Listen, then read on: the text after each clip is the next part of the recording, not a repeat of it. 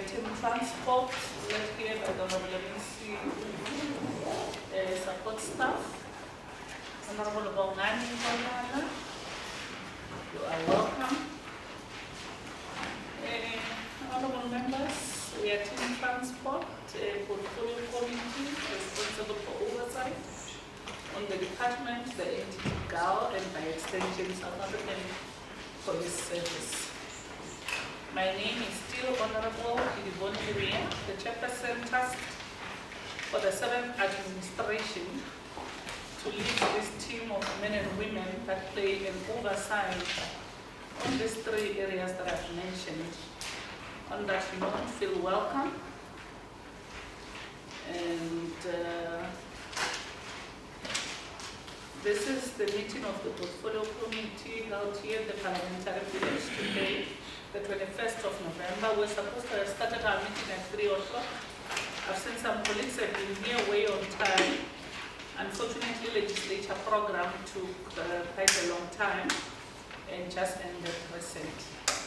On that note, I believe colleagues have in front of them the agendas. That will be a written session 2 on top. Honorable members, do you have that in your possessions? Please. We're going to go to item number 2. Before we speak of attendance, I'm going to allow the honorable members to introduce themselves to the colleagues on my left-hand side. I'll start with you, Honorable. Thank you very much, Chairperson. I'm a member of this esteemed committee. I should speak up in fast. Yeah, absolutely. Good afternoon. I'm Christina Mohale, a member of this portfolio committee. Good afternoon. I'm Andre Moss, and I'm also a member of this group. Thank you. Afternoon. It's Wale Baloi, a member of this group. Afternoon, colleagues. I'm Dawani, the member of the committee on behalf of the ANC.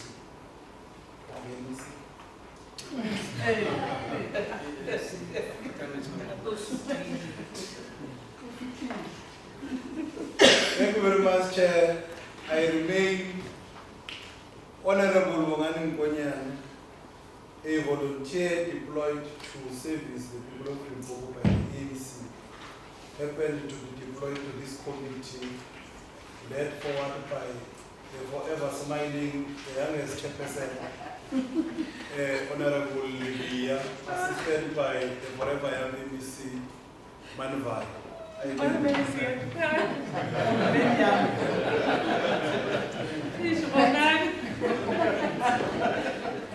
have missed you so much, colleagues. That is Honorable Bongani Nkonyane.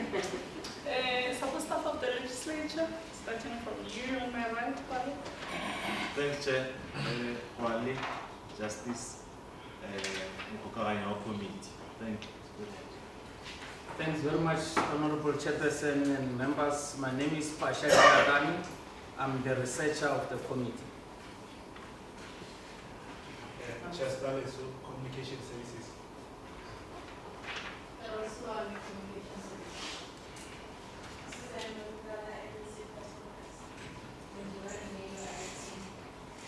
Good evening, this is the Communication Service.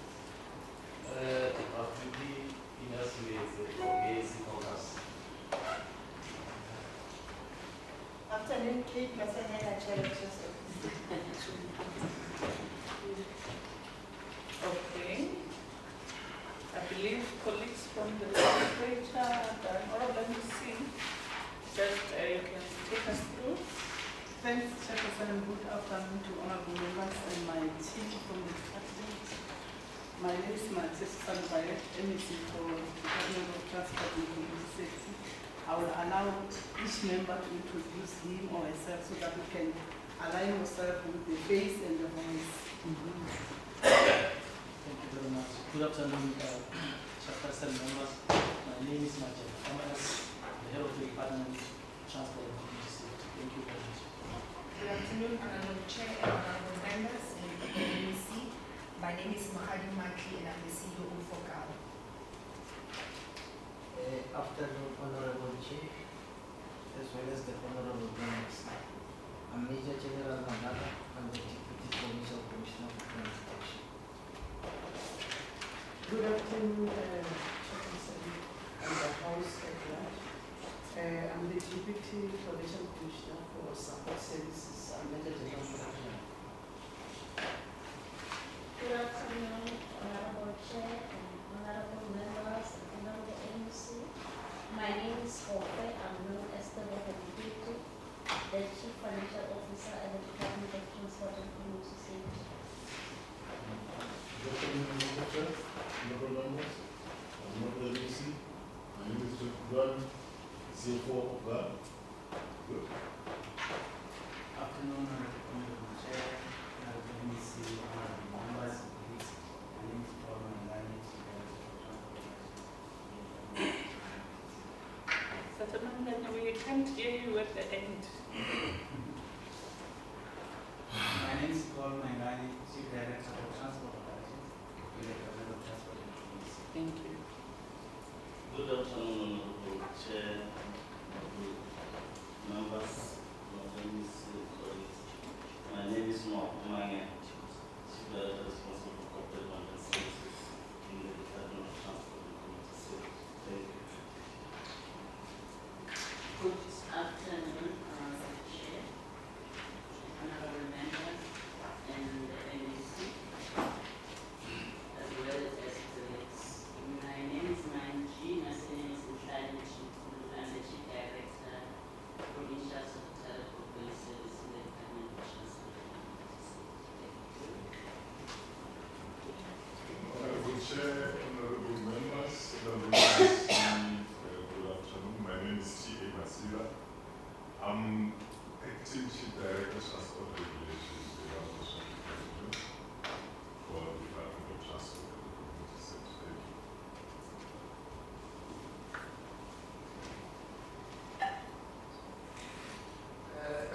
Good morning, good afternoon.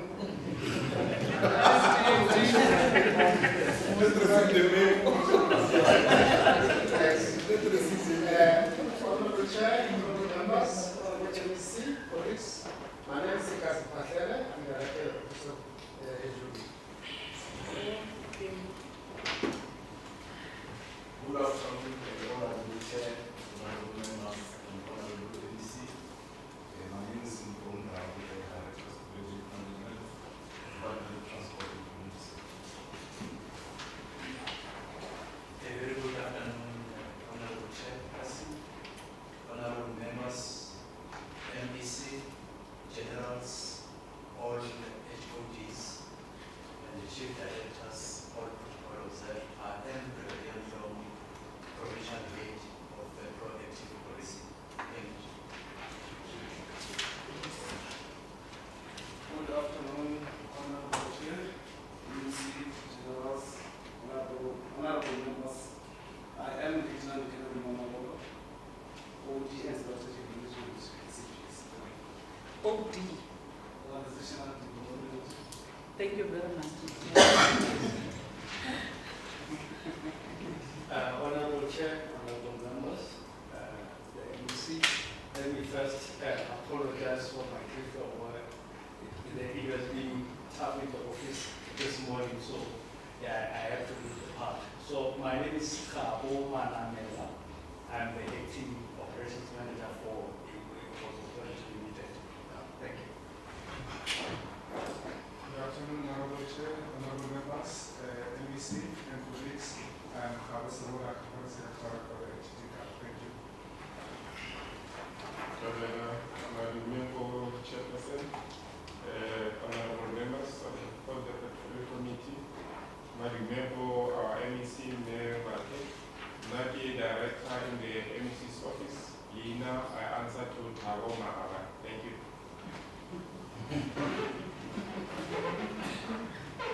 Thank you, Chair.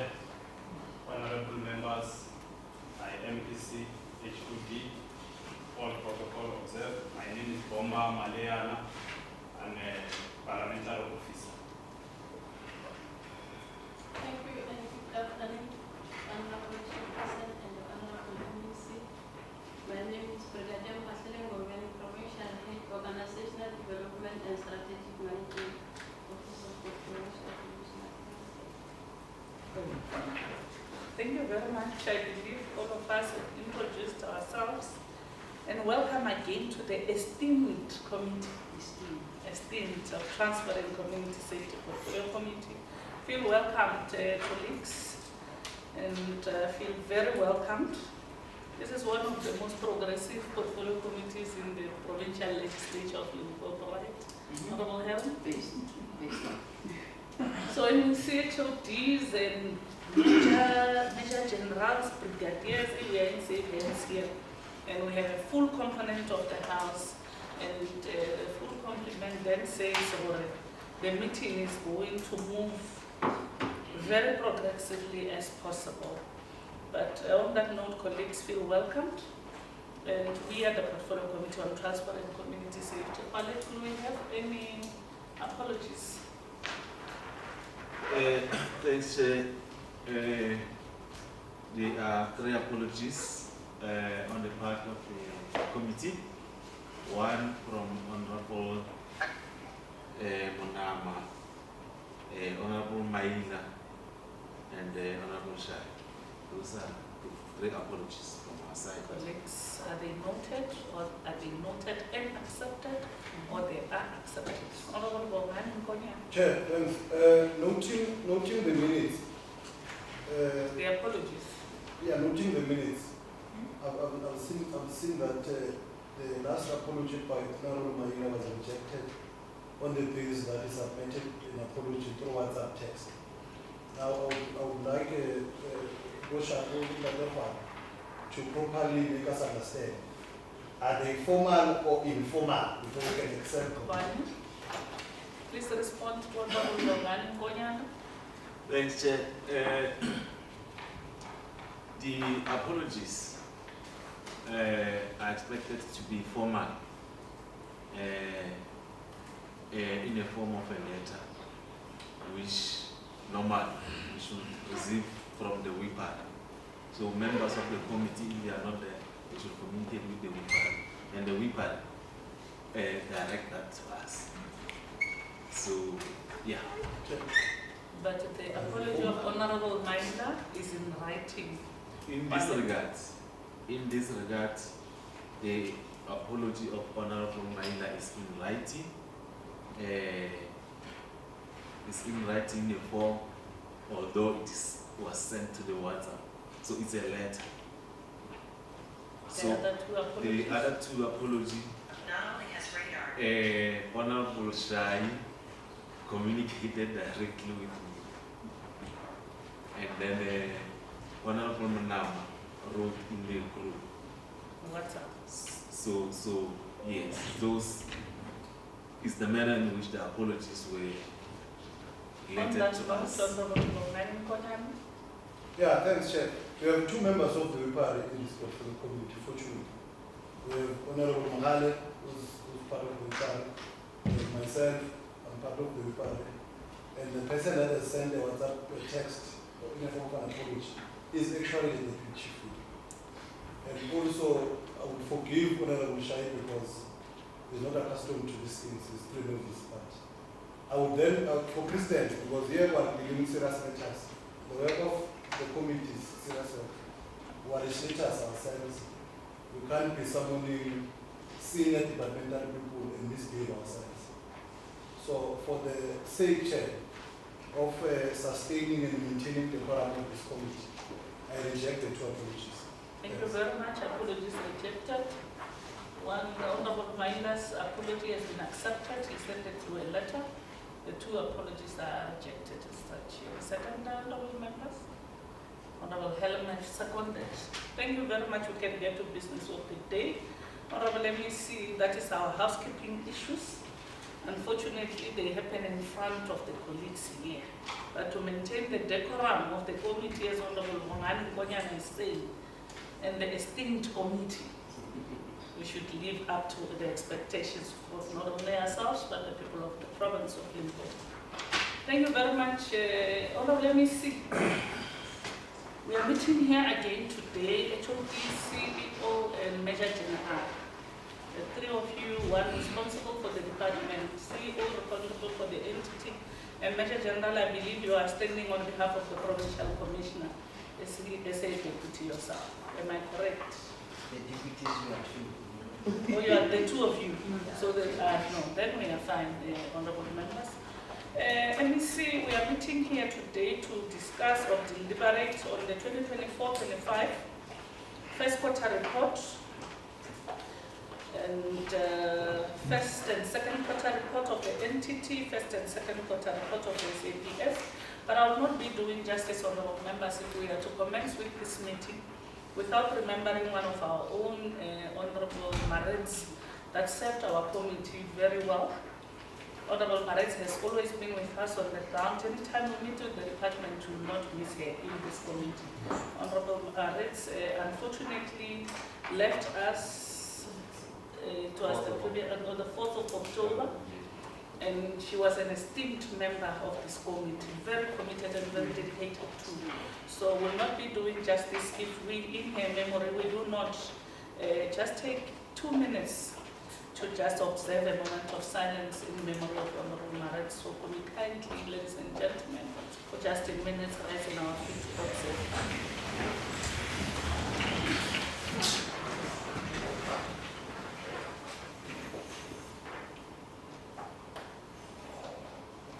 May her soul rest in peace.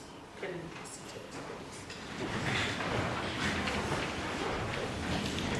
Thank you very much. And the members that were not here, or colleagues from the Department of GAAL, we are joined by Honourable Moss, who is now a member of this committee and a member from the Freedom Front Plus. Honourable Moss, we have welcomed you as members of the committee, but now today you are meeting officially with the department, that is Honourable MEC, the HOD, the COO, and the Major Generals on behalf of the Provincial Commissioner. And we hope and believe that the legacy that Honourable Maret left of that of playing an adequate oversight. And thank you very much, Honourable Members, for the debate that we took to the House was it the previous week? It has really shown that we are a committed team. Unfortunately, Honourable MEC, you were not in the House. It was full of fireworks, believe you me. Thank you very much. Honourable MEC, like we said, today we are going to deliberate on the first and second quarter, both of your department, the entity, and the SAPS. We are going to get a report from the department first, then we go to GAAL, then we go to SAPS. But I will not be doing justice, Honourable MEC, if I do not pass a message from the portfolio committee that they see the oversight that they play on the department. It's really going to the right places, HOD. For the very first time, we sit as a portfolio committee responsible for oversight. We feel that our work is really landing on greener pastures. And we want to take it from there. Why do we do this, Honourable MEC? Yes, we are an oversight committee, but ours, Honourable Mkonyana, is not to constantly be hammering. We do not only have hammers, we have a hammer, but we have another hand that when you do good things, we can really pat you at the back. Not for your own jubilation, not for your own accolades, but we are saying, through you, when you do things correctly, when we work together, the people of the province will really get what they're supposed to get from your department. And that is just to say kudos. It's not all the time that we must be fighting, Honourable Members. Where there's good times, Honourable MEC and HOD, it's really, really commendable.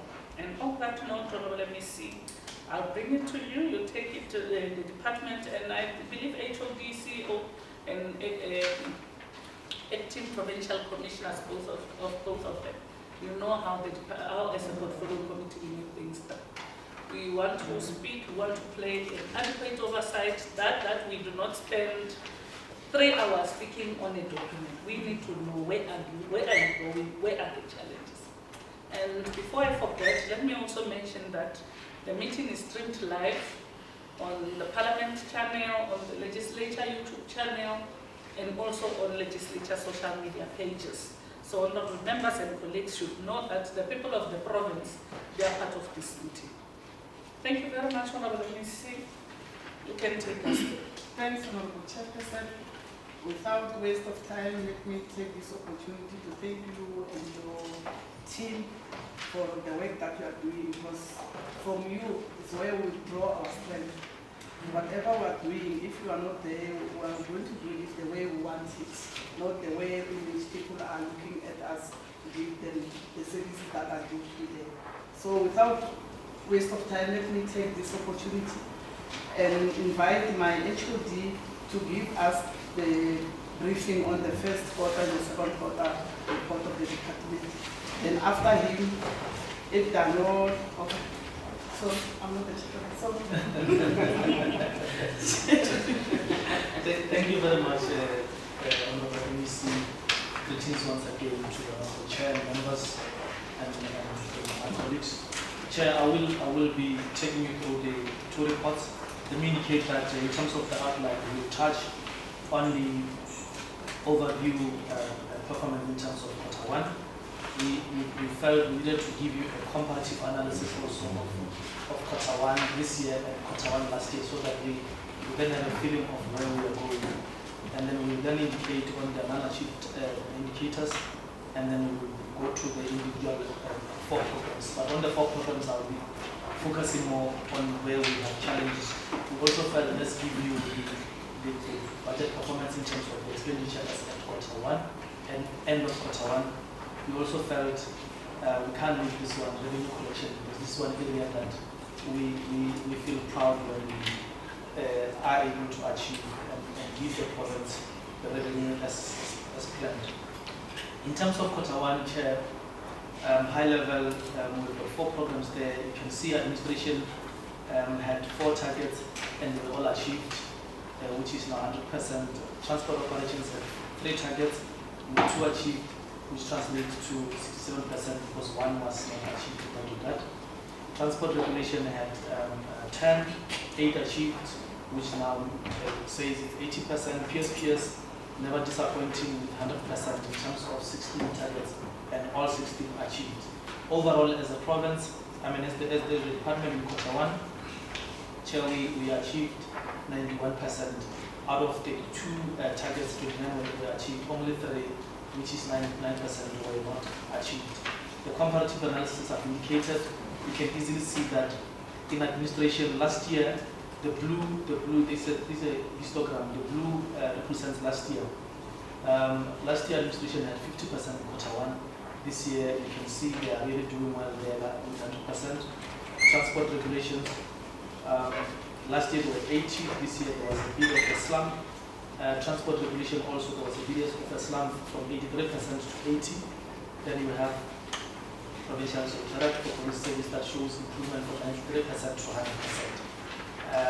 If I may go to the next slide, this is what I've been saying. Now let me indicate indicators that were not achieved. I've already indicated that we achieved 91% with 9% not achieved.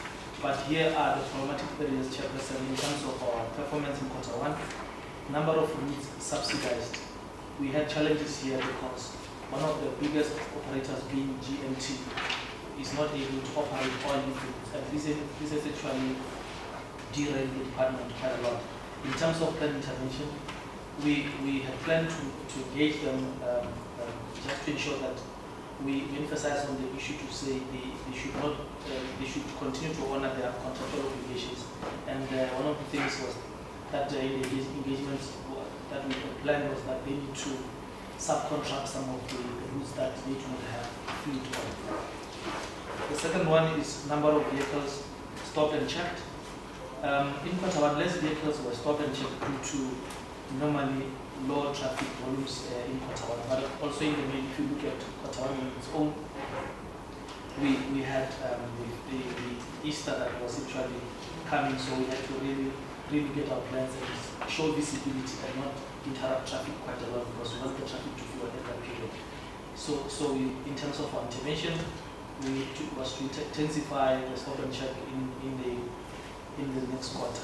And the number of road safety awareness interventions conducted, also because of the elections, we could not do this one successfully in quarter one, but we had said in terms of our intervention, we then double our efforts so that we are able to deal with this in quarter two. Now, as I talk to per program, Administration, it's 100%. You can see all targets were achieved. I mean, just talk to amount of revenue collected. You can see that in terms of our target, we had planned to collect 179 million, and we had actually collected 180.6 million, which shows an overachievement of 760, yeah. The reason being that we're working well with some of our stakeholders, including RTMC. If I go to program 2, I will just talk to a number of subsidies. As I've indicated, we have missed the target by 9 owing to the GLT demands that is there. The other ones, in relation to the PRE hearings, wherein we are adjudicating on the applications for taxi permits, we actually have overachieved by 1. Number of subsidized trips monitored also, you can see that we have actually overachieved by 781. And I think, Chair, with this one, you will see that in quarter 2 there will be a bit of a challenge, not really a challenge, we're trying to offset, but I'll explain when I come to it. In terms of transport regulation, the number of compliance inspection conducted, no issues there. Number of speed operations, number of vehicles weighed, number of drunken driving operations. The challenge was with the number of vehicles stop and check, as I've indicated. Number of pedestrians operations, also there is no challenge there. The number of road safety awareness interventions conducted, this is where now we also had a slump of the variance of 79. It means we not achieved by 79.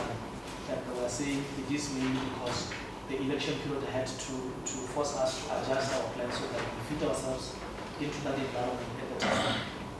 The rest of the indicators are fine.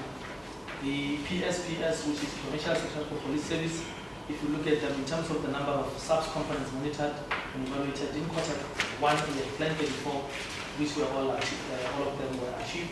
Number of customer satisfaction survey conducted, all 28. Number of reports compiled on police stations monitored, we expected to have 1, and it was done.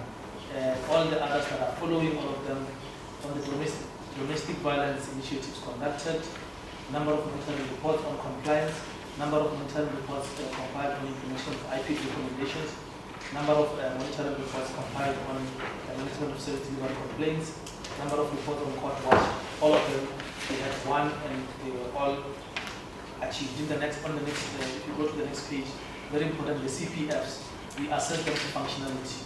All 29 were planned to be assessed in quarter 1, and all of them were achieved. Number of CSFs, 7 of them were planned and achieved. JCPS program of action developed, we planned 1 and 1 was achieved. Number of social crime prevention programs implemented, also there was no problem, including the 4 quarterly reports, 1 per quarter, and it was also achieved. Let me just indicate that with PSPS, it may be seen, it may be looking easy because it's just reports. What we do with this reports, Chair, where we find discrepancies, we then write letters to the Provincial Commissioner to indicate the challenges and keep on making follow-ups, just to ensure that the issues that we pick on the ground are able to be corrected. One example, if the police station does not have vehicles, we then write to them and make sure that we make follow-ups. If when we do court watches, we realize that cases are being withdrawn because of some of these teething mistakes coming from the police, then we write to them so that they are able to correct those issues. Many other issues like victim-friendly rooms, we also deal with those. We just don't compare because of keep them. Because all what we're trying to drive is impact in relation to the issues of fighting crime. So quickly on the issue of budget performance, Chairperson, we had a main appropriation. Our budget was 2.6 billion. In quarter 1, we spent 582 million, which then translates to 22.3%. What we can say is we had not overspent. We do know that 3 months we're supposed to be 25%, but anything that is below and is closer shows that we are spending our budget properly. If you look at above the, you see that each program has sexual means to spend accordingly. And then the explanation here is per program. If you go to the next program, I'm not going to deal with that because overall I have indicated how we actually spend. On revenue collection, Chair, if you look at it, we planned to collect 890 million this year. In quarter one, we had projected to collect 179 million, which is 20.2%. But in terms of actuals, as at the end of quarter one, we had collected 180 million, which is 20.3%. You can see that we have actually over collected by 760, which shows that we are actually doing well in terms of that. And the two slides that follow are just indicating how we have actually harnessed our revenue. Chair, if you allow me, let me just quickly go to quarter two, which takes this form and shape in terms of the presentation outline. I'm not going to deal with that. On the departmental performance quarter two, you can see there now that administration had 3 targets, 2 were achieved. Transport operations had 3, 1 was achieved. Yes, 1 was achieved. Transport regulation had 10, 8 were achieved with the percentages there. PSPS 16 out of 16, which shows 100%. If you look at it, our percentage is 84%, which really shows that we had a bit of a slump as compared to the quarter one. But comparatively, if you look at our report from last year quarter two and this year quarter two, you can easily see that this year is not really looking good. However, we're not far off in terms of percentage 34, but we can see that administration in quarter two last year they did not have a target indicator in quarter two, but this year it's 67%. Transport operations had 100% last year. This year, really they went down to 33. And it's easy to go to 33 because if there are 3 indicators, you achieve 1. When you do your math, it drastically drops.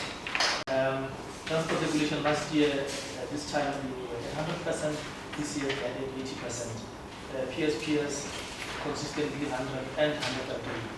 So we managed to really identify areas where we had dropped a chairperson. It's not a matter, it's not an issue that really one is concerned about. Just to indicate also that what they should, because I need to understand my chief directors know that I have already given them love letters to explain, but not only not to explain, but to commit on how they're going to do in quarter, so that if they need my intervention in relation to support, they can be able to indicate. So they are going to respond. On the non-achieved indicators, Chair, it's compliance to disclosure for other designated categories. Here, these are now MMS members. 4 of them did not disclose because we felt we exhausted all the issues, the avenues to notify them. All their cases have been referred to labor relations for disciplinary action. And then the other one is number of routes subsidized. If you look at it there, it is because of GMT in that regard. But our meeting with GMT that we had promised in quarter one, they had actually promised us that they are subcontracting. At some stages we saw an advert. We just not sure if they are going to pursue that in terms of abundance of such subcontractors. And the other one is number of subsidized trips monitored. If you look at it, this is when in quarter one we had an overachievement by 781. So because these are linked to overtime, we had to slow down a bit, although it looks like an underperformance, but we are trying to offset from the overachievement in quarter one. Number of vehicles stopped and checked. Less vehicles were also stopped and checked due to traffic volumes in quarter two. So we are saying in terms of intervention, we will be able to intensify on these operations. And on the trips, we will try and plan better and ensure that what is planned is achieved without having to go overboard. Now, I've already indicated that Program 1, the one issue was in terms of the indicator of percentage of compliance, we did not achieve. On the amount of revenue collected, there are no issues. The number of on transport operations and the number of routes subsidized, there are no issues. In terms of the hearings, we actually overachieved by one also. I've already indicated the issue of number of subsidized trips. No time to say we had underachieved because we're trying to offset from the previous overachievement. Even also on the PMPs, I think the slide is repeating itself there. On transport regulation, the only challenge here was on the number of speed operations conducted. We had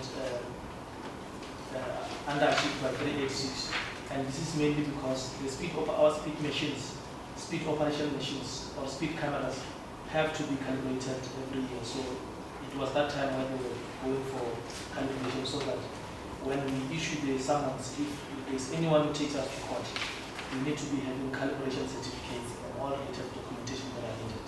However, we said we will then be able to recover from this in quarter 3. On the number of vehicles weight, it's not a problem there. The problem is on the number of vehicles often checked. Also, I think we have indicated that low traffic volumes was actually the cause.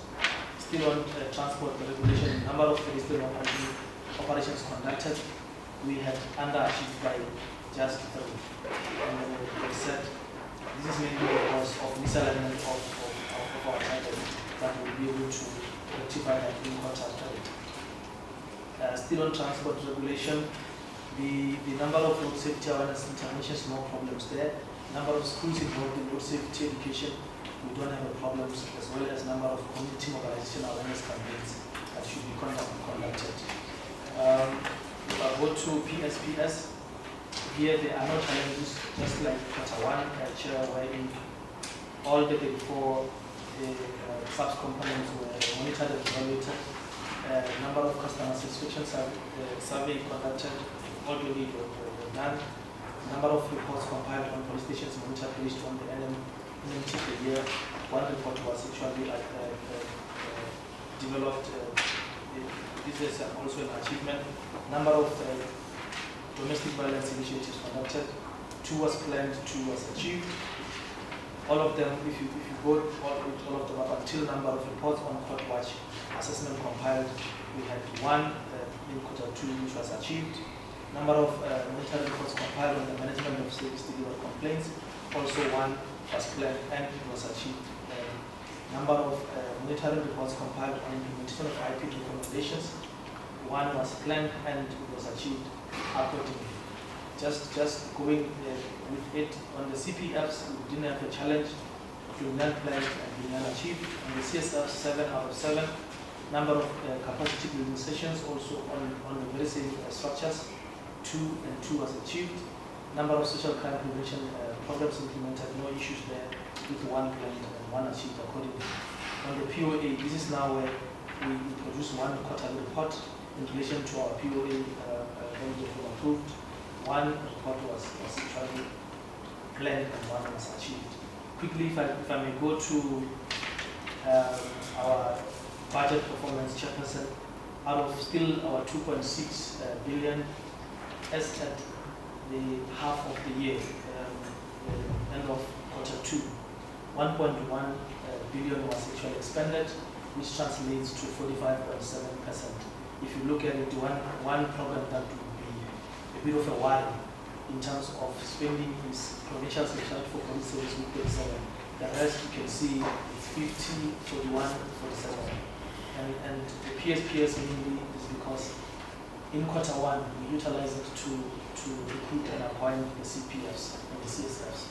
So we lose 1 or 2 months trying to recruit, because the recruitment goes with checking their we screen them for criminal records and related, because we don't want to hire those with criminal records to work with the police. So that is actually where we have the challenge.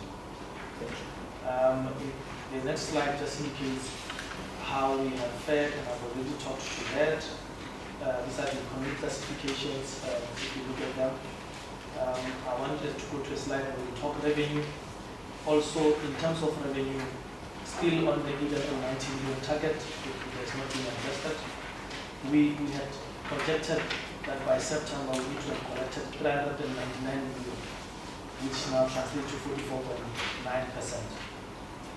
In terms of the actual, we had collected 420.6 million, which translates to 47.6%, which shows that we have over-collected by 4.1 million accordingly. So Chair, this is now the next slide shows how we managed to collect in terms of tax receipts, sales of goods and services, fines, penalties, and forfeits, and related. So Chair, in terms of the 2 quarters, let me pause here and thank you.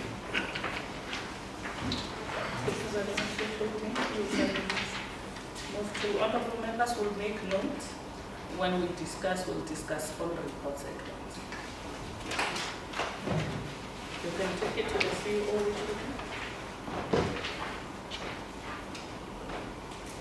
Thank you, Honorable Chairperson.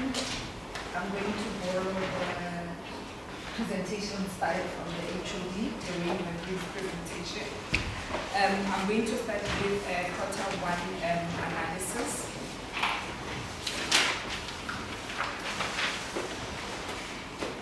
On that slide, the first slide, we are indicating the programs that we have, the number of indicators and what was achieved and what was not achieved. In terms of administration, which is our first program, we had 5 indicators. We achieved 3 and we did not achieve 2, which is a 60% performance. In terms of business development, we had 3 indicators. We achieved all of them, which is 100%. And in terms of operations, we had 4 programs and we achieved 2 and we missed 2, which is a 50%. And maybe just at high level, Chair, just to bring to attention that majority of the targets that we have missed is because of the challenges that we have had in procurement. So there has been delays in terms of implementing procurement project, and as such it has affected the implementation of our projects. So the 4 indicators that we did not achieve, I'll talk to them in the later slides, but they relate to money spent on CAPEX, implementation of ICT projects, the number of months that we did not retain the license, and the calibration of aerodrome units. So in terms of program 1, Chair, if I may, I'll only talk to the ones that we did not achieve. The 2 that we did not achieve in that department is the amount of CAPEX and assets maintenance. We had a target to spend 18.5 million, and unfortunately, Honorable Chair, we have not spent any money in terms of quarter 1. And this was because there was delays in drafting of bid specification, and this led to late advertising of projects. The planned intervention is that in quarter 2, we then accelerate and make sure that we deliver on them. And the second one that we did not achieve is the number of ICT projects implemented. We had a target of 2 and we missed 1, and we managed to implement 1. The one that we have missed is related to installation of communication lines. And this one, Chair, was advertised. We went through SCM processes. However, there was a delay in verification of the certificate with the network regulator. So there was an ICASA certificate that we had to verify, and there was a delay from ICASA. And the action we took was to then physically go to them to go verify the certificate.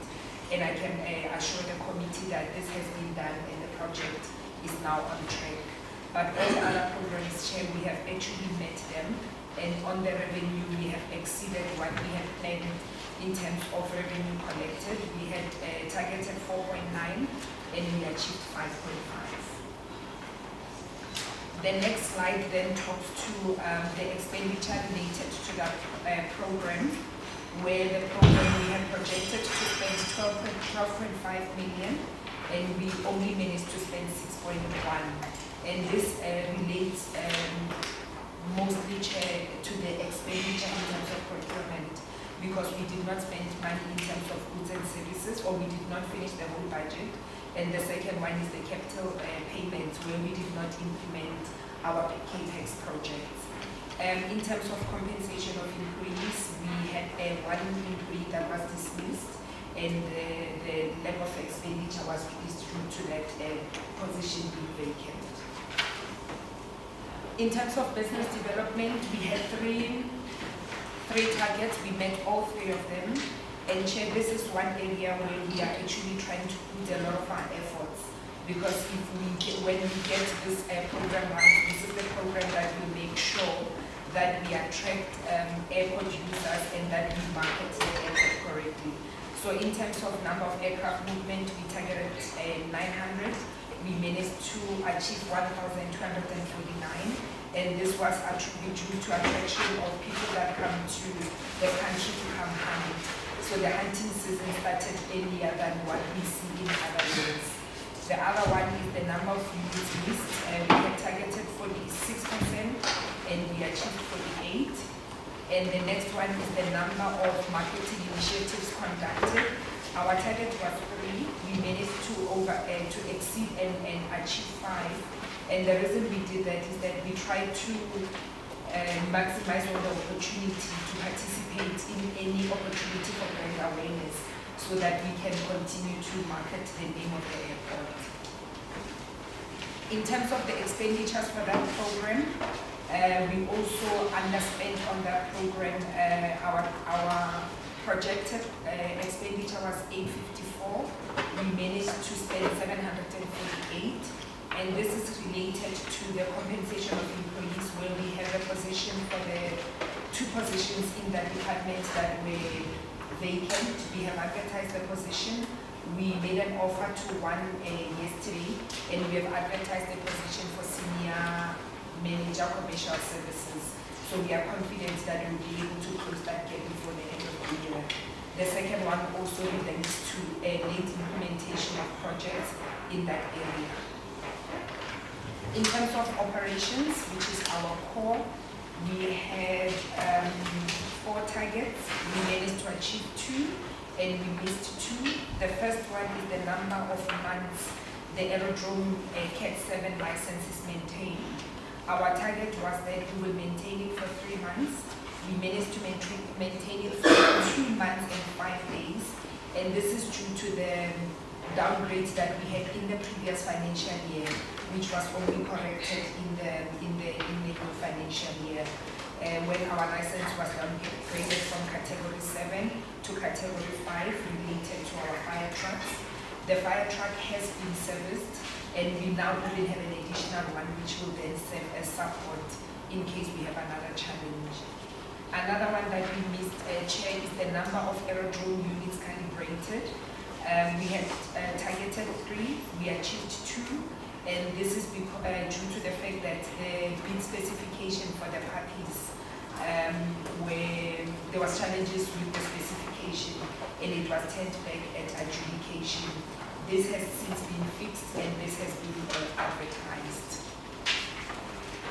In terms of the expenditure in that department, that's where we have a big slump, as going away from the HOD.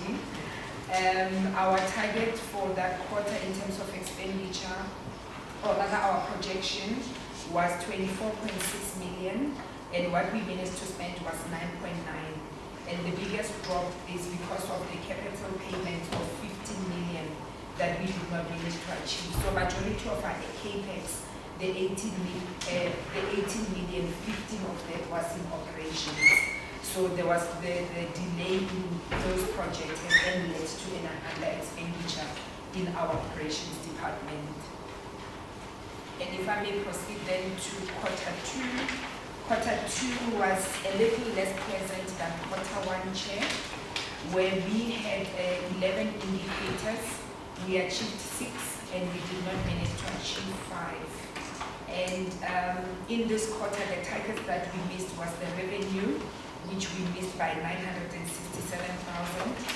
We also missed the CAPEX expenditure, ICT projects, number of aircraft movement, and the percentage in terms of implementation of our maintenance plan. So if I may just then go into the details in terms of program 1, our target for amount of revenue collected was 11.1 million, and we achieved 10.1 million. And the reason for the variation is that we had projected that we would make revenue from fuel, from ending refueling with us instead of refueling at our terminal. Unfortunately, they have not yet taken up that offer. However, we are negotiating with them to see how best we can meet each other halfway. But the second one where we missed revenue is we had also projected that we would make money from our advertising space, and we have not managed to do that. So in the airport, we've got frames where we can actually rent them out to external people to come and advertise. So we did not make money in that regard. The second one was CAPEX spend. The projected amount was 37 million. This is a rollover from the previous quarter as well. We only managed to spend 4.3 million. And as I've indicated, this is due to, Chairperson, and if I must be honest, it's pure poor planning. Because if you've got projects that you want to implement in the first quarter, your specs must be done in the fourth quarter of the previous year. We are working on them to make sure that we don't make the same error next year. But also we have had challenges in terms of the quality of our specifications when we would advertise, but then during evaluation or during even the briefing sessions, questions come up and we realize that we've got gaps in our specifications. What we have done is we have involved AXA quite a bit to assist us in terms of writing the specifications, but we are also talking to our sister airports to assist us in projects that we have done so that we look at their specifications. So we've been talking to Guam and other airports to borrow from them and learn from them in terms of the specifications.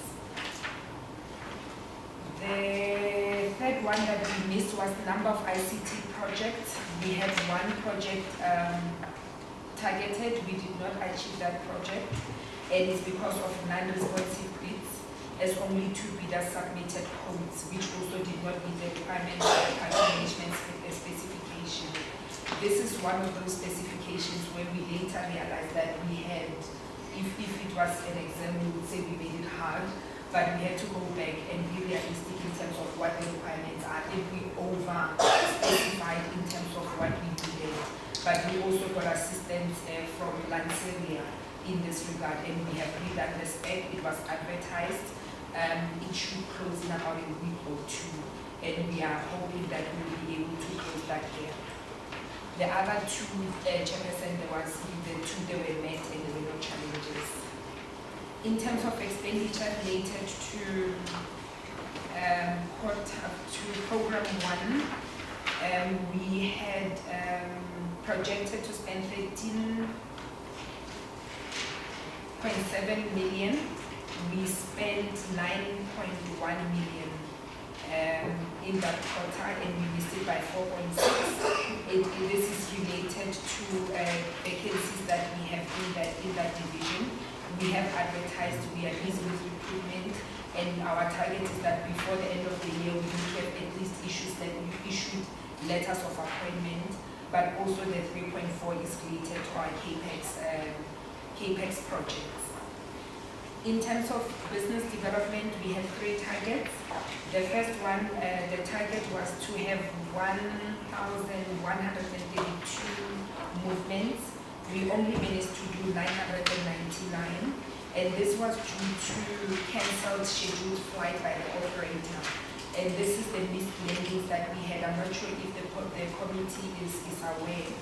In July and I think June, July and August, a lot of airports had their landing procedures that were suspended by the CAA. This is due to work that was supposed to be done by the air traffic control company called ATNS, and there was challenges between the CAA and the ATNS. And as such, a number of airports had their procedures suspended. So due to that, then we missed a lot of flights in the morning. That suspension has since then been uplifted, and we are back to normal operations, and we haven't seen any miscellaneous since then. The other two, we achieved the 2 targets, but I think the glaring one is the fact that we continue to increase on the number of marketing initiatives so that we can reach our target in terms of brand awareness related to our turnaround strategy. On slide number 20, then it talks to the expenditure report for program 2. And on this one, we had projected to spend 854. Our actual expenditure was 649, and this is related to compensation of employees and to the late implementation of projects, as I had indicated in the other program. Our last one is operations. In the operations department, we had 3 targets, and we achieved 2.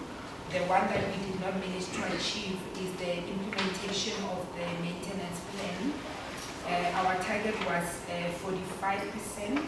We managed to achieve 37%. And the reason why we missed the target is because the first one was to service the automated doors. It was just a matter of incorrect timing, where the service provider serviced the door a week after the close of the quarter. So the quarter closed in September, and they serviced the door on the 1st week of October, so it was a timing issue, but the servicing has been done. The second one was we had to buy a sweeper, which we used to sweep the aprons and the runways. Initially, we went out for quotations, thinking this would be below $1 million, but when we got the quotations, we realized that this is supposed to be a tender, which required that we do a budget adjustment and we advertise this as a tender. And the number of units to be calibrated, there was 3, and we achieved all 3 of them. In terms of the expenditures, we had projected to spend 24.6 million. Our actual expenditure was 15.8, and this is related, the big contribution is the 10.6 million related to the CAPEX that we did not achieve. Chair, with your indulgence, over and above this presentation, I have prepared about 4 slides that I would like to share with the committee.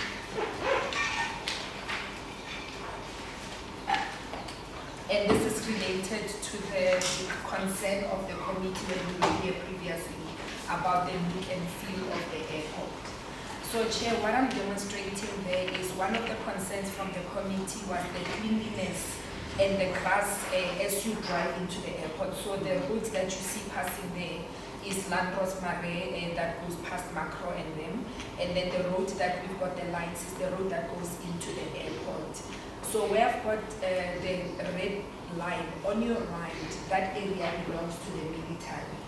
And we have got the yellow line, that area belongs to the Polokwane municipality.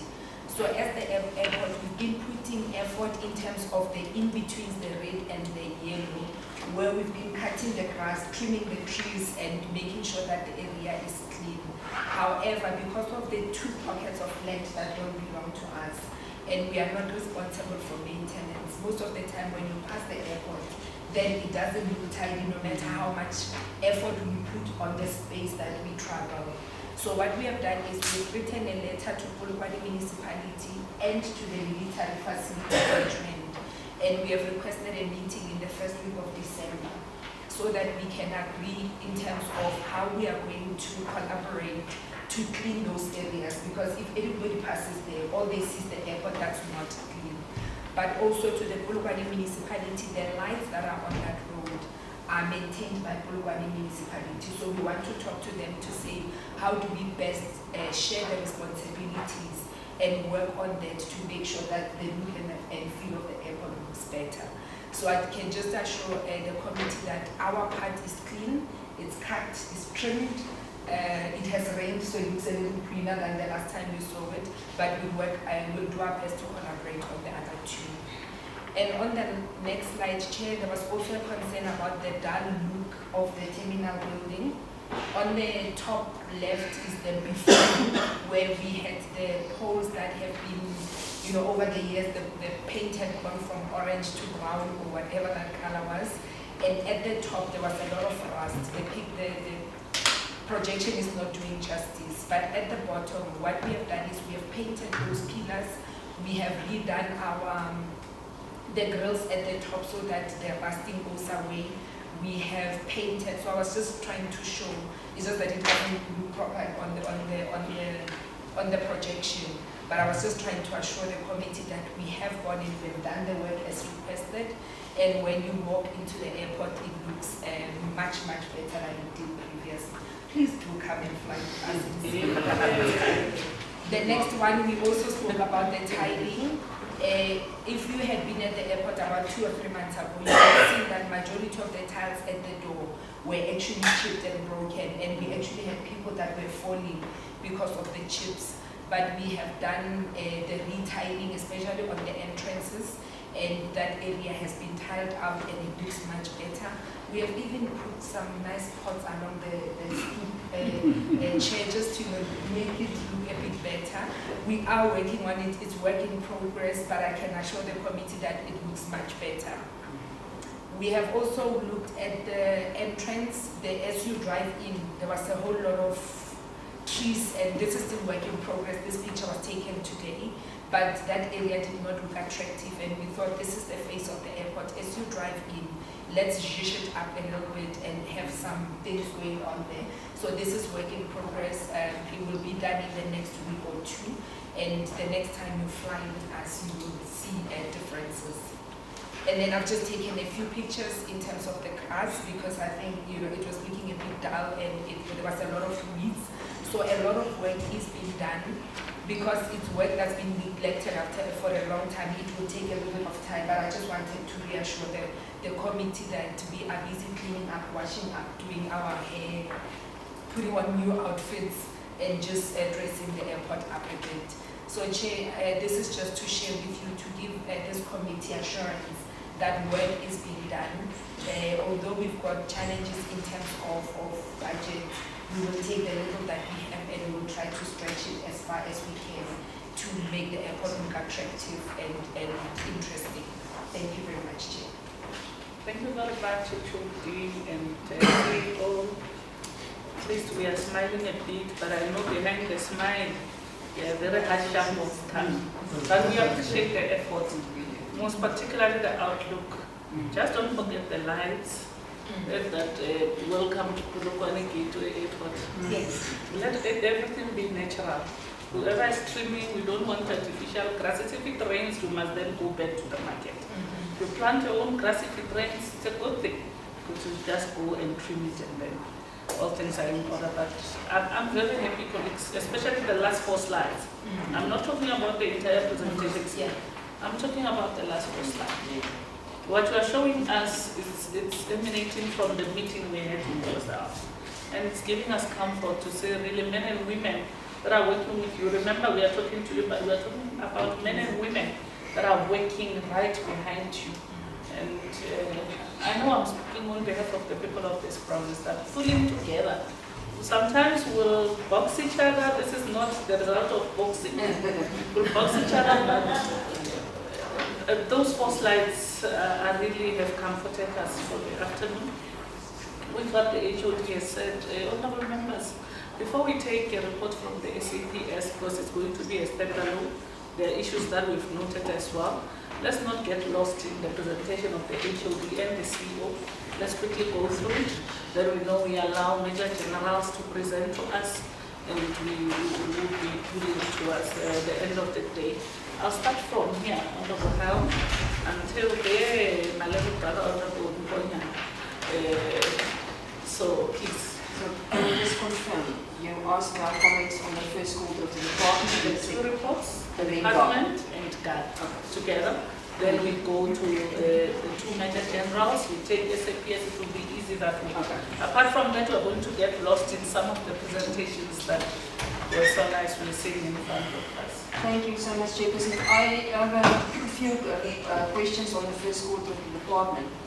I've followed the bus, the Great North Transport buses from Hoedspruit to where they drop people and pick it up. But they drop them in Mpumalanga, in Bushbuck Ridge, Eikonoor. My question is, do Mpumalanga subsidize us? Because we take their people, bring them to work and take them back. So maybe we must just follow up, because that's not fair. We pay everything. I just thought that's not fair, because it's a long way. I followed them, and it's a long way. So I just thought somehow they must start paying us, because we pay everything now. Go and pick up the people, bring them the whole time, and I just thought that's not fair. And then I want to ask the number of subsidized trips monitored. Actually, how do you monitor them? Do you have a gadget in the bus telling you where they drive? I just try to understand, because if we want to do oversight, I don't want to follow all the buses. It's it's sort of tedious. And then I want to ask about the way bridges. Do you have mobile way bridges, for example? And especially with the mine trucks.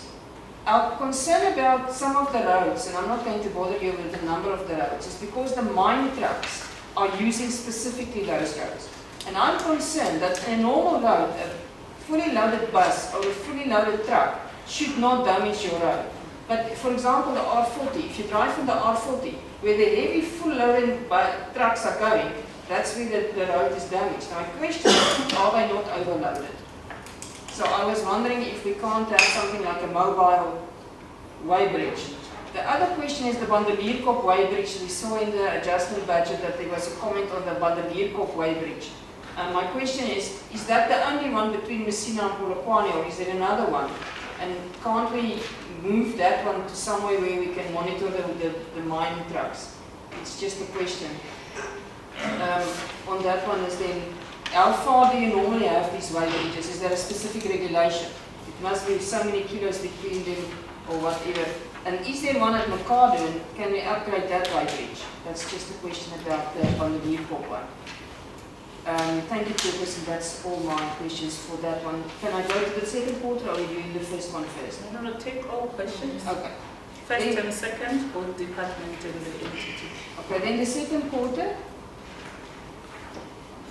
We were speaking about the generation of income, and you said something that at Mercado municipality, the clients are preferred to use our facility instead of the municipality's facility. I want to know if it's our benefit.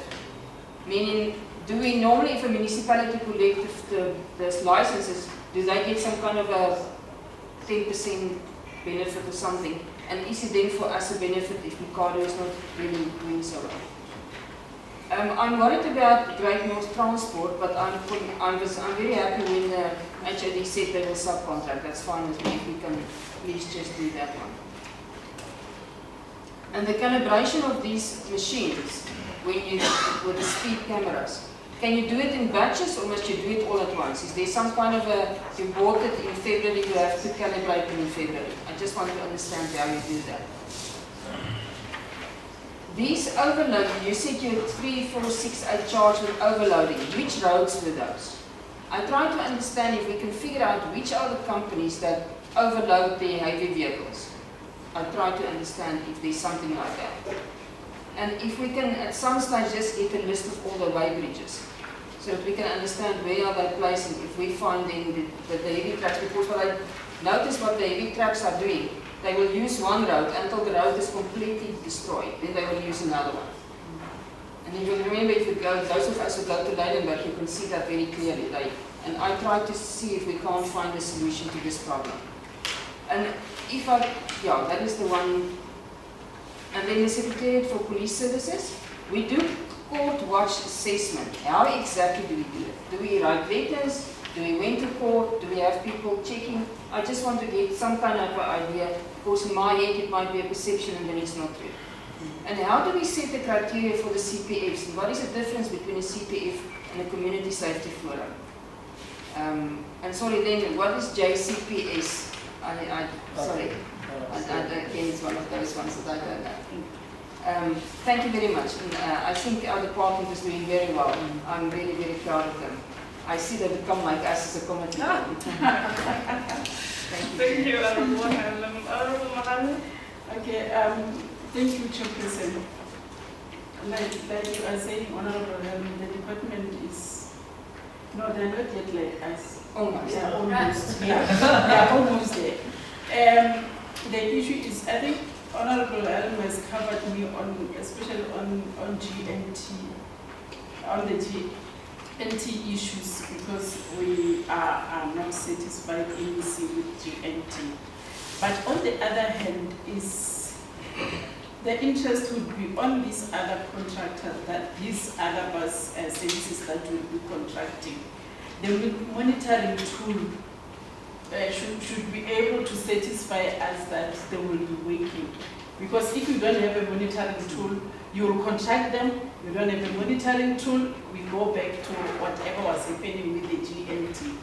So my interest there is on the monitoring tool. And the other issue is on the taxi industry. How do you make sure, remember when you bring in, I get it next year you'll be having this, even though we're discussing this quarter 2 and quarter 1, but you must prepare for when you are having new contractors. You'll be having the taxi industries coming in and say, now they are taking over our routes, and there'll be those fights. Do you have anything that is prepared to say we are preparing this, maybe together with SAPS, to say let us look on the roads, let us take care of the new contractors that will be coming in, but also says that the taxi industry must know that they should coexist with other people, not them only. That's the other issue. And the other issue that we might not have captured it here is my interest, Chairperson, would be on the, I know the Department of Education is responsible for the scholar transport, but those are buses that the department must give a green light to say this is roadway. I wish we could find something in their reports that would speak to scholar transport, specifically to buses that transport kids to school, to say whether they are roadworthy, how many were not roadworthy at a certain place, at a certain time. Those buses, because we see them, the scholar transport, others would not even like them when we see them passing you by. That is not from your quarterly report, but we could just throw it in to say, look into it again. And on your report, when you said, I'll join you with the abbreviations. Hey, people, you are killing us with abbreviations.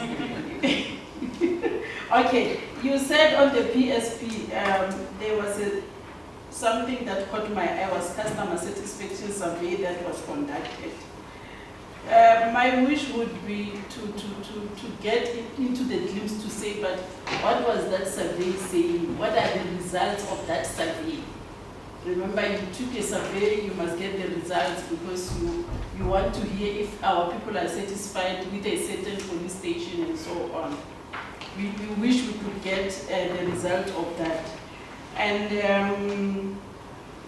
there is VFR. When are we going to see them in every police station? Every police station in Limpopo. Okay. Then we've got, when it comes to GAAL, what kind of challenges do we have in procurement? What kind of challenges? Where is the glitch? Even though we don't want to become an administrative chairperson, but where is the glitch? We cannot just have procurement challenges. We are not able to reach our targets because of procurement challenges. What have you done to solve those procurement challenges up to so far?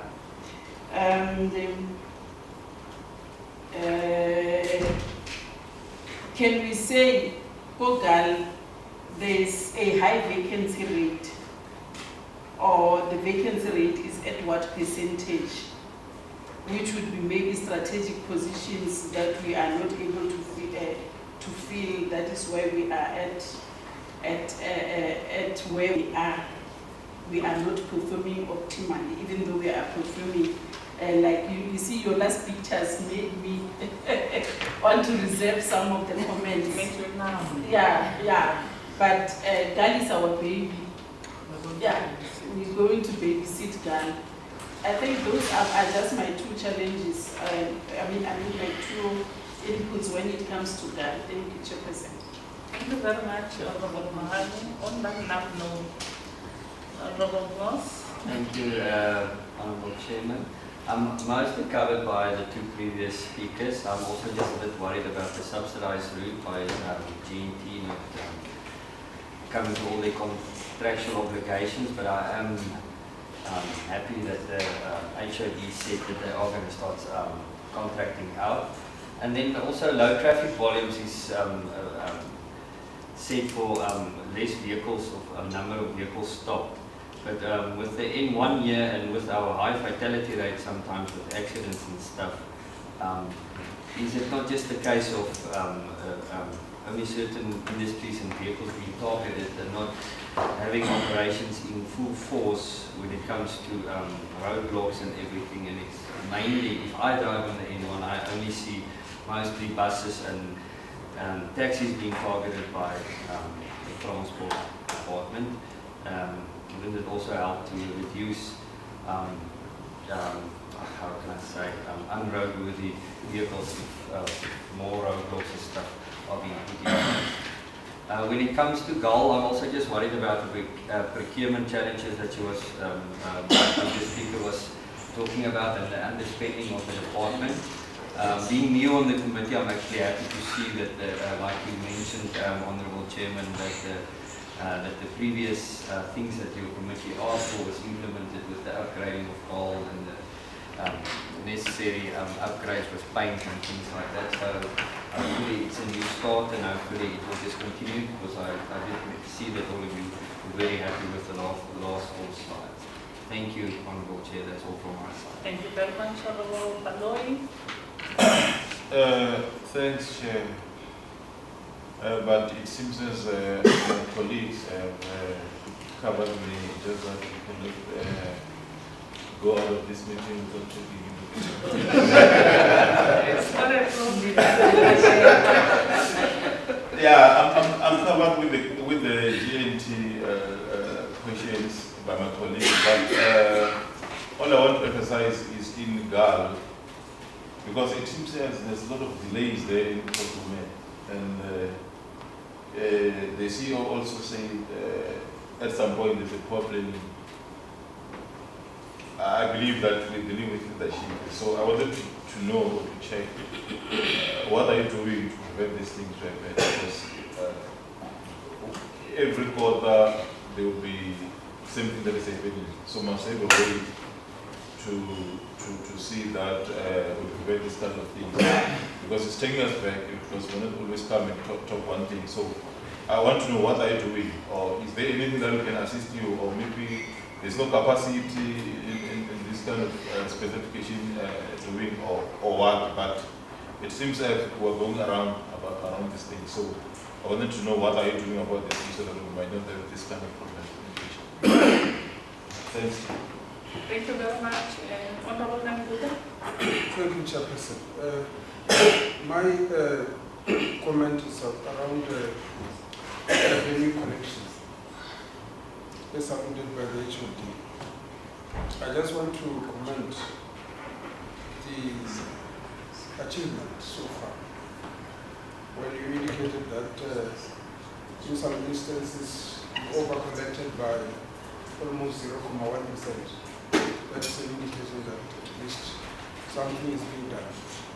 Maybe one would like to advise around areas where the department is under collecting, so that you come up with strategies to improve, so that you find yourself, over collecting like in other areas. So I just wanted to comment you on that one, and also to appreciate when it comes to non-compliance. You indicated that there are consequence management around employees who do not comply. And I would like to comment that so that at least where there are consequence management, at least we anticipate improvement. So that's all I can say with regard to the report as submitted by the HOD. Now coming to GAAL,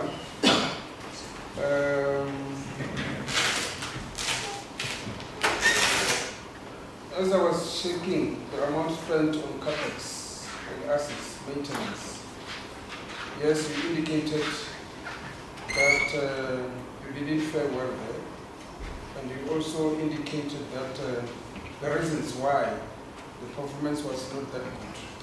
Like for example, saying the delays in tender specifications that led to planned projects not being advertised on time due to, understaffing.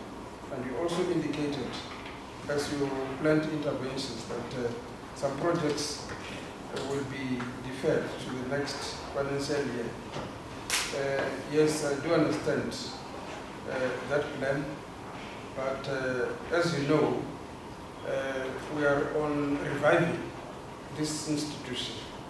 So we must be very careful not to always, defer and defer to the next financial year. Otherwise, that's all I can indicate from the side of GAAL. But however, as I conclude, I also want to commend you around the issue of aircraft movement, that you achieved very well. 1,259 out of 900, target of 900 is a good performance. So that's all I can say, Chair, under GAAL as well as under the report as presented by the Chief. Thank you very much, Honorable Bongani. Yeah, thanks, Chair. I won't waste your time. And greetings to colleagues, including the MEC and the entire team, and your service, honorable members. One would be on the issue of your program. I'm going to call them programs. I don't know programs.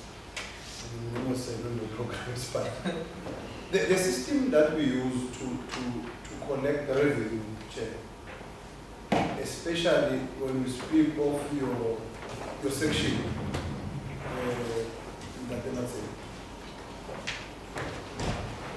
we have a system that we use to collect from fines. I want to understand that. Does the system cater for historic debt in that department, or it's just that court process of saying 56 warrant, then check? Do we have a way to enforce those warrants? Do we have a way to recoup information from those expired and closed warrants? Because I want to believe, Chair, and the missing would agree with me, should be what to say. We have a lot of people owing you warrants and fines.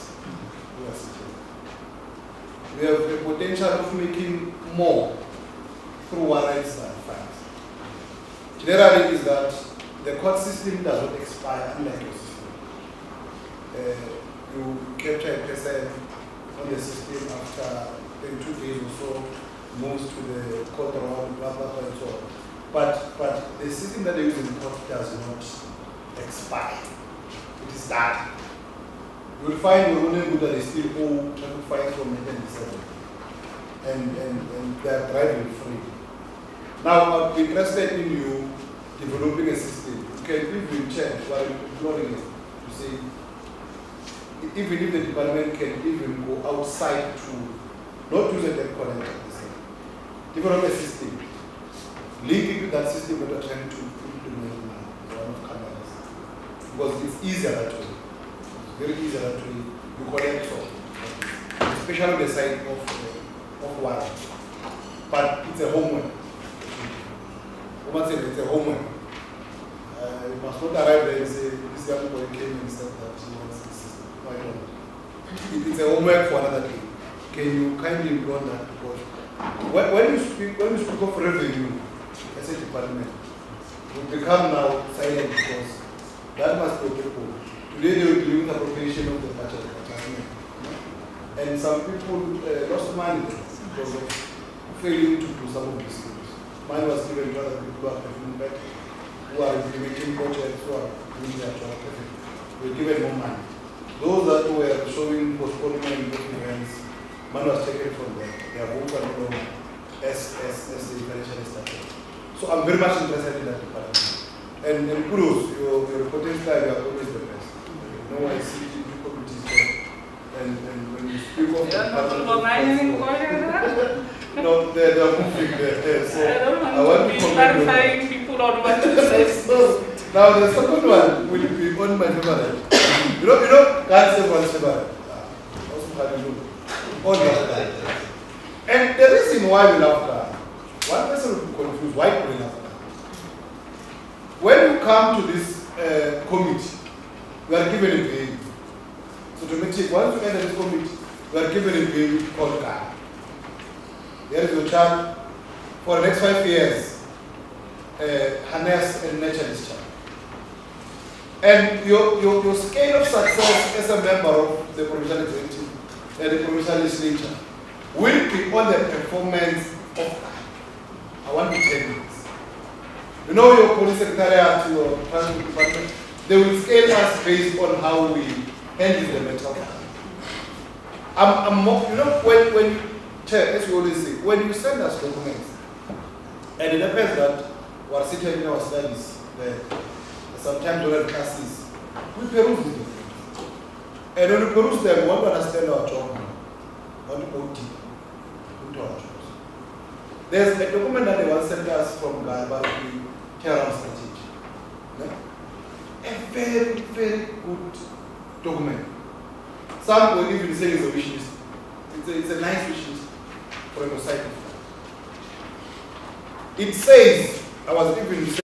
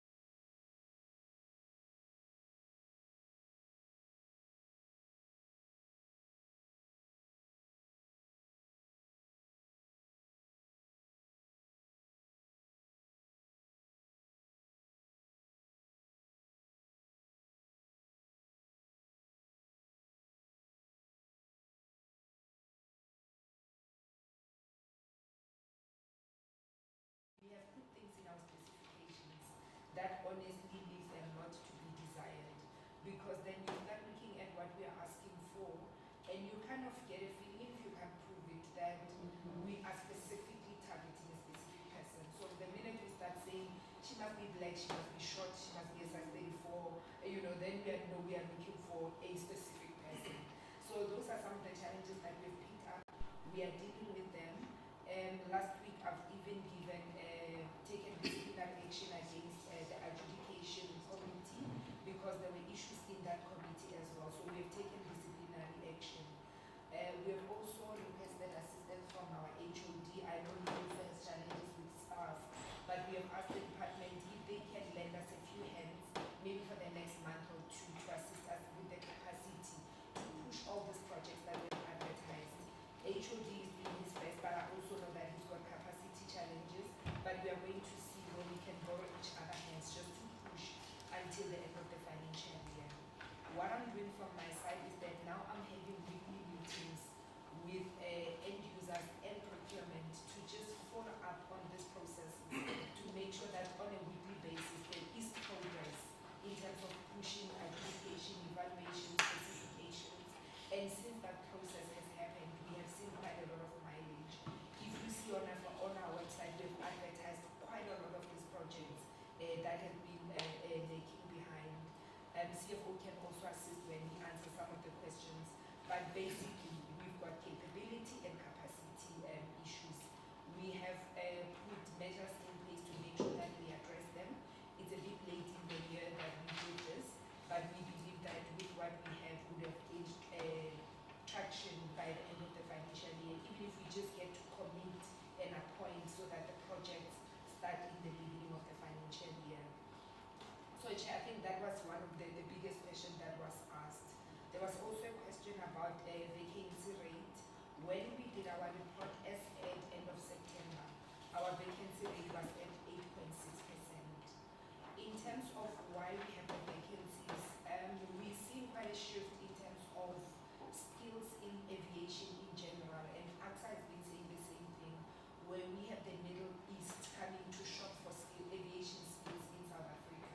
So we have a lot of people that have resigned to go back to AXA, to ATNS and to CAA, but then also in the aviation space, general people are leaving to go to the Saudi and other areas in the Middle East. It's position or salaries that we can compete with. So we have advertised the positions. We are busy with recruitment processes, but we are struggling in terms of the offers that we are making. So what we have done from an HR point of view, we have conducted a job grading and just to understand what the market is paying. And we have new salary bands that were proposed to us. We have made a proposal to the board. We met, I think last month in October, to make a proposal to say this is what the market is paying, this is why we are not attracting the right skills in aviation, and the board is looking at it to see where we can actually try to make our packages a bit more attractive to attract the right skills. With regards to the turnaround strategy, yes, we are keeping track in terms of implementing those. So the process that the Office of the Premier, so when we were dealing with the sustainability issues, we looked at our turnaround strategy, pulled out projects that are going to be assisting in turning the organization around, particularly from a revenue point of view. And we've got projects, I think there's 7 of them that we are doing this year that are sitting in the turnaround strategy. We are meeting on every 2 months with the Office of the Premier to report on those. But I think, Chair, we need to raise this committee with that report as well, so that it's not discussed in other places and this committee is not aware. So far of the 7 projects, 6 of them are on track, and the other one we are still working on it, but we believe that by the end of the financial year, we would have achieved the target.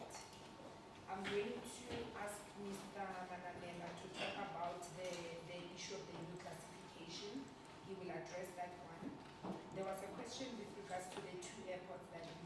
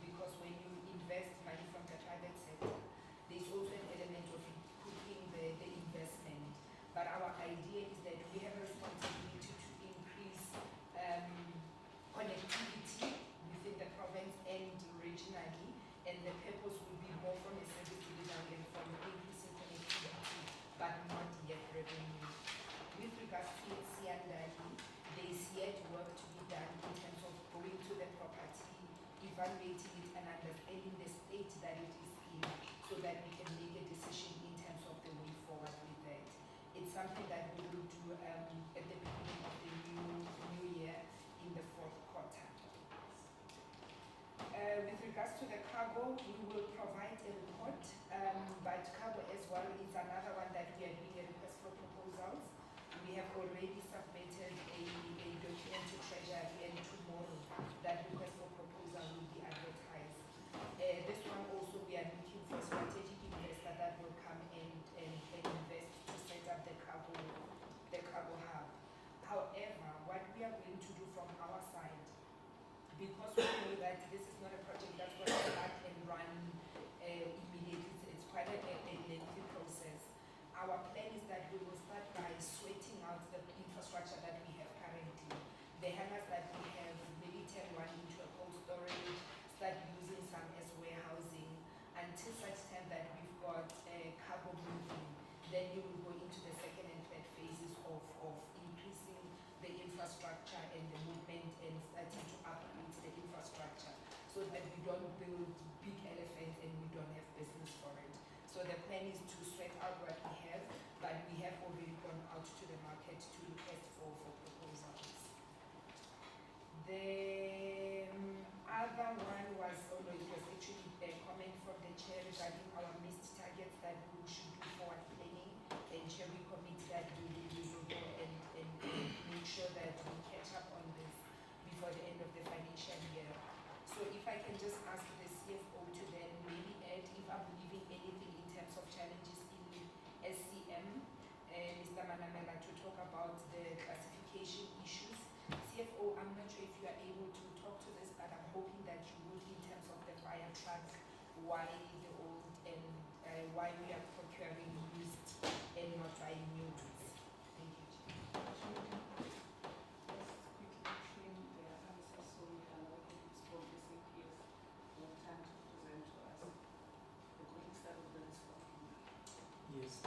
Yes, Chair. Straight to the point, so that we feed up CFO. So CEO, nothing to add further on the community challenges. I think we've covered them well. On the other questions that was posed, I think on the deferred projects, was a question that we will get the road over, so we can confirm that yes, all these projects that were deferred have been, the rollovers of them have been approved, particularly the preliminary allocation from Provincial Treasury for the 2025-26 financial year.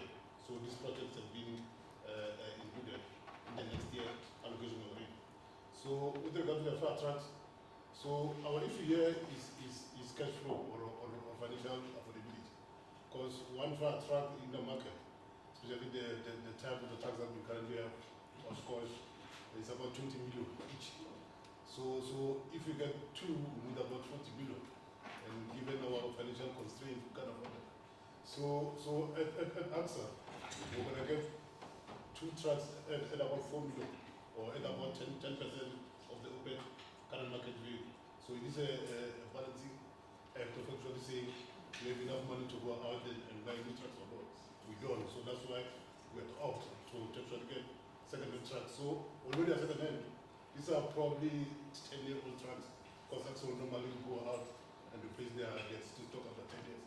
So a 10-year fire truck will be busy, but also be getting other trucks from other airports. So the idea is that these are running trucks. They are starting. They are running. So for them to come here, it will be quite cheap for us, and we'll still be able to use them for probably a number of 8 to 10 years. So I think we'll still get paid for these trucks. We'll do their own plan. And we that we'll get them at about 10% of the actual current market price for a new truck. I think we are pretty good. The ACR PCR directive cut-off date is the 28th of November. The ACR PCR directive is actually just a process of testing the strength of the pavement. It's a directive from ICAO, which is an international body. What you need to do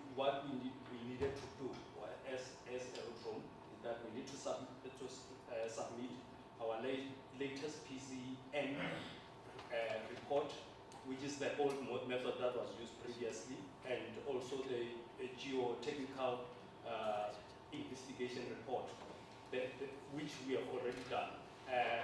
The PCR, which is the software method of reporting, we have just signed off the purchasing order, and they are actually coming tomorrow to do the testing. So by Friday, actually by Monday, we should be having the report, and we will be able to comply with the candidate. Thank you. Thank you very much. Thank you, HPP and colleagues. Thank you, GAAL. Now we move to the next item, which is briefing by SAPS Limpopo. And members of the portfolio committee have read these documents. So you should try to summarize as you can, because they've read them. Already some of them are giving questions. So over to you. Thank you, Chairperson, MEC, honorable members. I just wanted to indicate, to see in terms of the SAPS, there's 3 problems. The first one is administration, the second one is visible policing, and then the third one is crime detection, which is the detectives. Just wanted to indicate, to say, in terms of the brigadier from the UD will be giving the presentation in terms of those 3. We also just to indicate, Chairperson, to say Major General Steppers from the DPC for policy has also joined us. On that note of Major General Steppers is welcome. I didn't show him, he said people must stop saving liquor. But I wanted to request MC, maybe 5 minutes, there's coffee there. So let's take a comfort break, so we are able to hear this report of SAPS adequately. Thank you.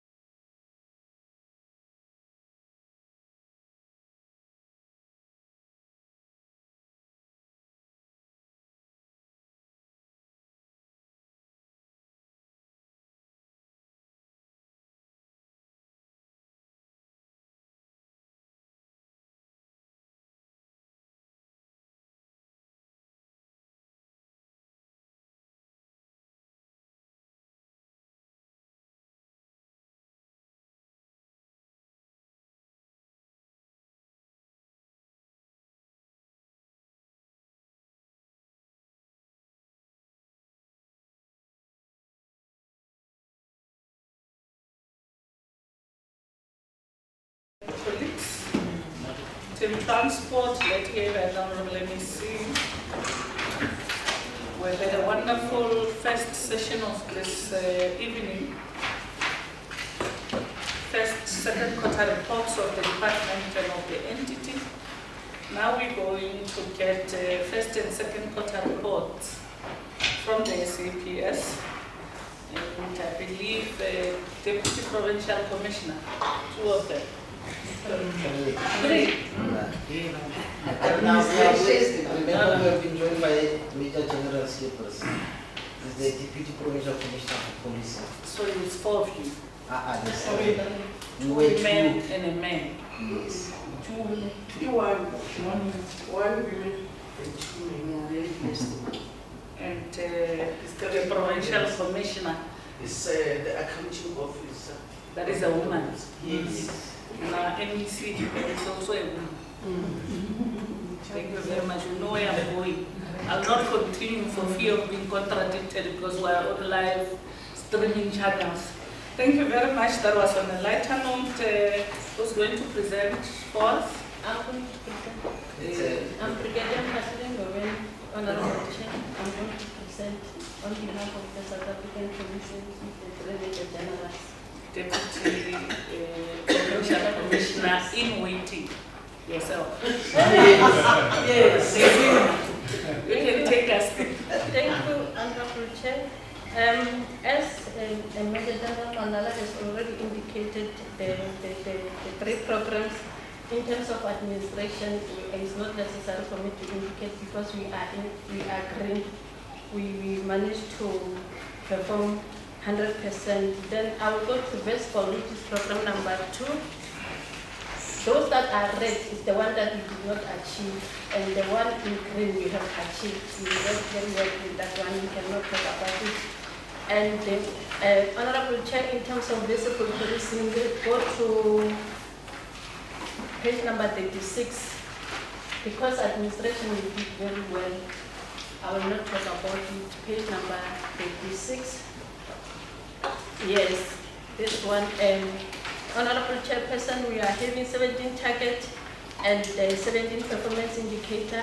Target achieved, we managed to achieve 12, 5 we did not achieve, of which we are at 71%. The indicator that we did not achieve is number of arrests on economic infrastructure related crime, number of arrests on the identified crime at a specific construction site, number of identified SAPS on firearm recovered, percentage reduction in the number of reported contact crime, and percentage reduction in the number of reported contact crime on the top 20 high crime stations. So in terms of Vespol, that is our performance. I'm done in terms of Vespol. As I indicated that I'll do only the summary. So then let's go to page number 53. And page number 53, in terms of program number 3, which is the detective services responsibility of General Manala, and that one was the responsibility of General Major General Skippers. That's for visible policing. So in this one, Honorable Chair, we had 14 targets, 14 performance indicator, of which we managed to achieve 7 we did not achieve, of which we are at 50%.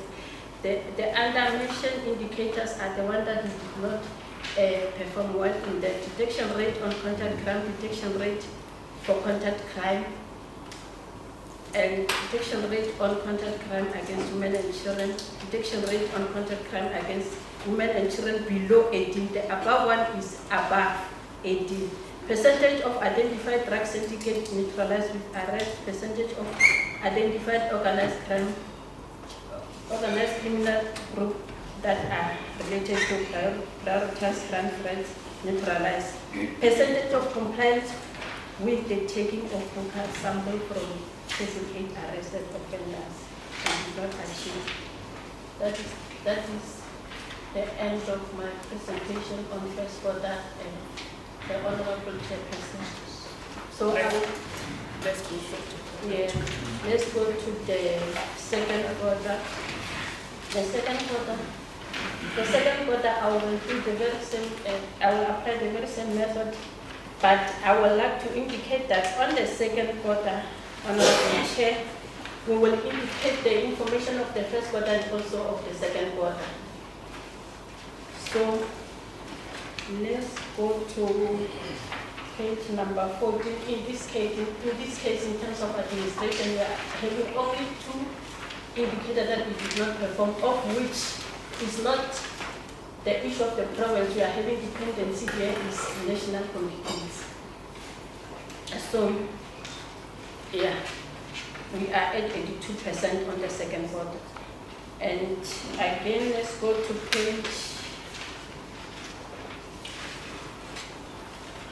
page number 8, VESPOL, program number 2, of which is the same. We are at the first quarter and the second quarter, performance is the same. We have 17 targets, 17 performance indicators, 12 achieved, 5 not achieved. We are at 70%. And the indicators on page 31, they are the indicators that we did not do well on the first quarter and also on the second quarter. And the Honorable Chairperson, we are having, let's go to page 43. 43 is program number 3 is detective. So in terms of detective, there is a slight difference because at first we were at 50%, 14 target, 14 performance indicator, and of which in this case on the second quarter we managed to achieve 10 and 4 not achieved. We are at 71.42, and these are the indicators that we did not perform well on first quarter and second quarter. Thank you, Chairperson. That is the end of my presentation. Let me see why we requested that we get the indicators of the first quarters and second, those that are not achieved. I know members have a lot of questions in terms of the CPS. There are issues that members will want to speak to adequately. So we then thought it would be very prevalent that members get enough time to be able to interact with the status of policing in the province. Not only the reports that we give to us, like we said when we interacted with the department, that the people of Limpopo would want to know what is it that we are doing differently. Major General what is it that we are doing? You know, we spend a lot of time talking to reports, but from a layman's perspective, what is it that the police are doing better for me? As and when we are going to the festive seasons, how am I going to feel safe in my own province? What are you doing as the men and women in blue? What are your plans? So people, the citizens of Limpopo could feel safer in the province, particularly in the city of Polokwane, as is the city of the province. So what we want to do now, before I open for questions from members, if there's any area that we want to speak to, not only yourself, your other colleagues as well, just speak to us. When you speak to members, we're speaking to the people of Limpopo. In just short, briefly, what is it that you want to report? Where are your challenges? Over and above these quarters, the first, second quarters, where is your challenges? What is it that as a portfolio committee we can mitigate between that red and yourselves achieving all these targets? Because some of them, if they are red like that, we get scared. They do not know. How do you then determine in terms of you achieving your target or not achieving your target? When I see that we have a red color there of target not achieved, and it's for crimes related to gender-based violence against women and children, it scares me as a woman. So we want to know, what is it that you are bringing to us and the people of the province before I allow honorable members to speak to you? I don't know how you're going to talk. Is it you? Is it in that order? Yes, you can take us through. I wouldn't know, hence I'm bringing it back to you to say just in brief 10, 15 minutes, speak to us. Let me just indicate the Chairperson. I think the issue in terms of, especially with regard to the executives, there's a challenge with the issue of I believe the sound bite will not be able to capture what you are saying, Deputy Provincial Commissioner. Firstly, let me indicate in terms of the detectives, there's a challenge of human resource. There's I think that problem is also a national issue.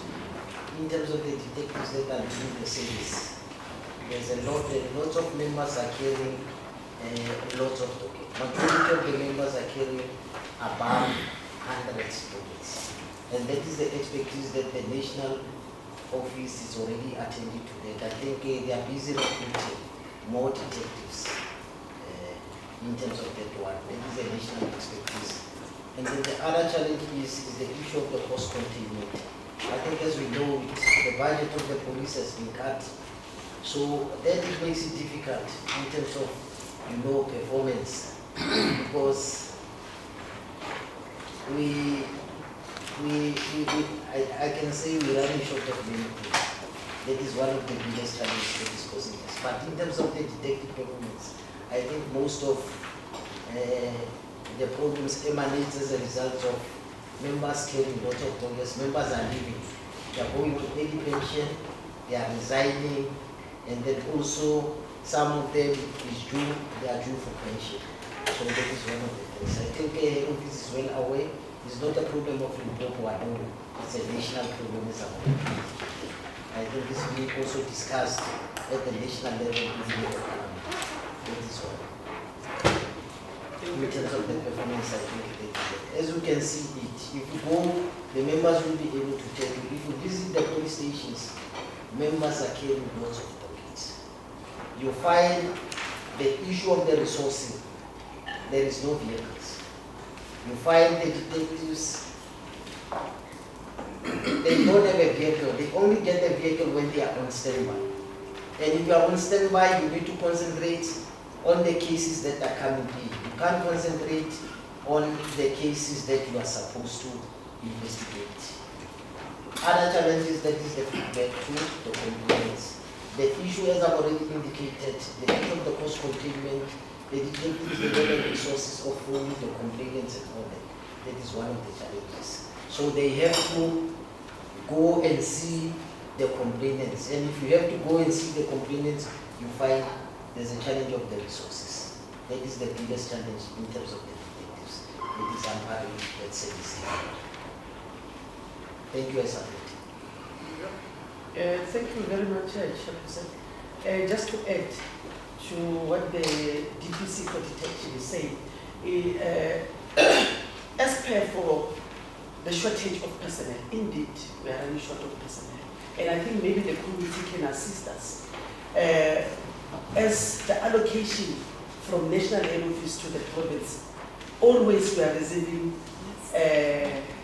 less number of new trainees. And like, for example, if I can say now, posts were advertised previously where we received 130,000 applications, and of which the allocation was 248. Meaning that we must, we had 9,000 people who were qualifying to be taken here in Limpopo. So, but the allocation was 248. That is why somewhere, somehow, they want us to donate to other provinces.